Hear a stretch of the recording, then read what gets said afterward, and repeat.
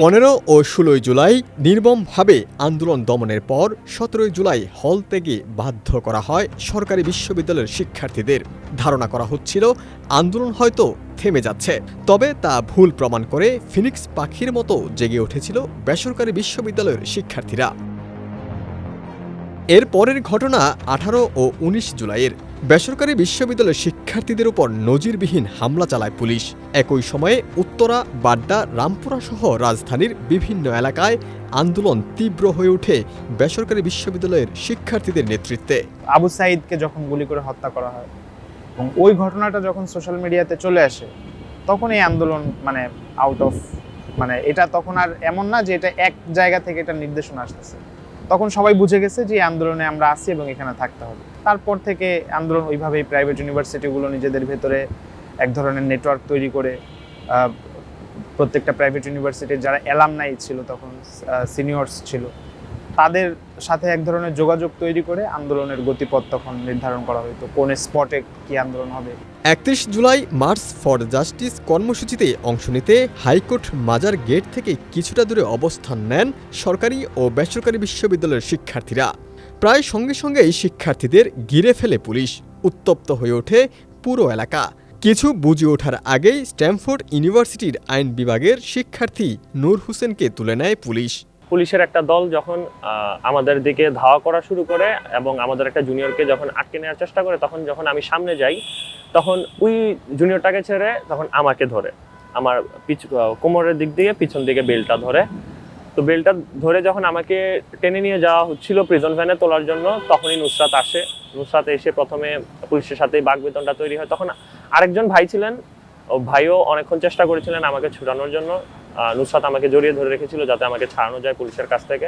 নূর হোসেনকে তুলে নেওয়ার সময় প্রিজন ভ্যানের সামনে একাই দাঁড়িয়ে পড়েন নুসরাত জাহান।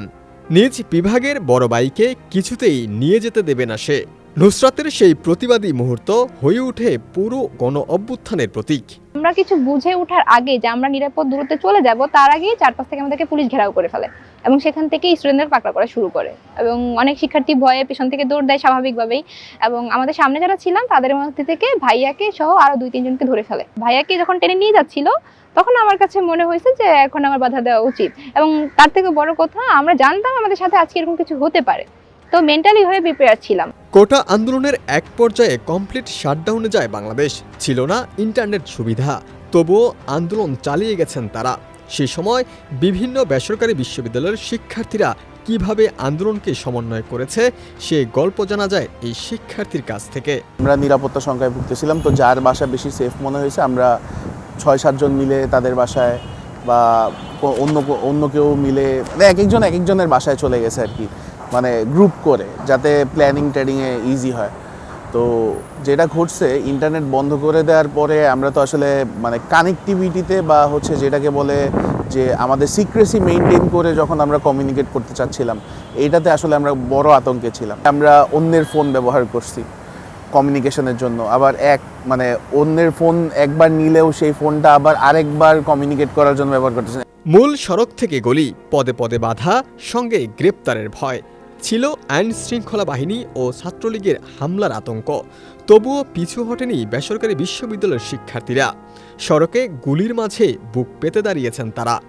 বেসরকারি বিশ্ববিদ্যালয়ের অনেক শিক্ষার্থী প্রাণ হারিয়েছেন, আহত আর পঙ্গুত্ব বরণ করেছেন শত শত শিক্ষার্থী।